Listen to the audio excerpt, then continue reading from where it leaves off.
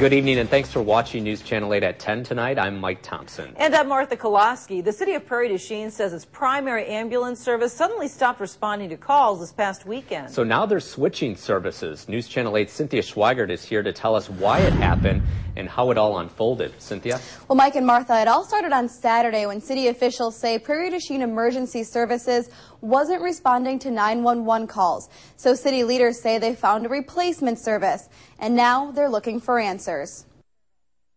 Every Monday is a hectic day. But this Monday, there's added stress. City leaders say they had to make a hasty switch and name Interstate EMS as their primary ambulance service over the weekend because Prairie du Chien EMS wasn't doing the job. This Saturday alone, there was 4 ambulance calls, and 3 of the 4 ambulance calls we did not have a response from Prairie EMS. Then on Sunday, the city administrator says the city got this fax, which simply says, quote, effective immediately, Prairie du Chien EMS is not able to respond to any call, including backup 911, end quote. I think something of this severity, at least a phone call, an explanation, should have been a little more with it, I guess. I'll just say that. Sue Korish, the vice president of Prairie EMS, wouldn't do an on-camera interview.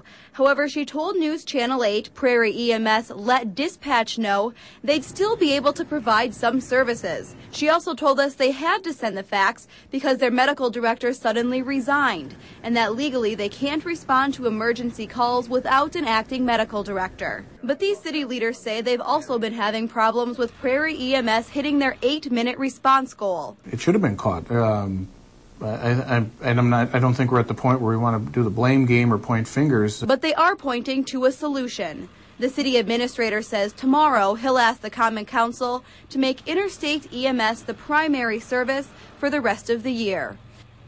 Now, since Interstate EMS will become the primary service, Prairie du Chien will depend on their mutual aid partners to respond to calls if Interstate cannot. And Tri-State Ambulance has also extended their services to Prairie du Chien to help them out if they need it as well. Well, that's a good just in case, but I'm just kind of curious, how long had Prairie EMS been responsible for these calls? Yeah, they have been with the city of Prairie du Chien since 1964, so obviously quite a few years of service that they've been the go-to station. All right. Thanks very much, Cynthia.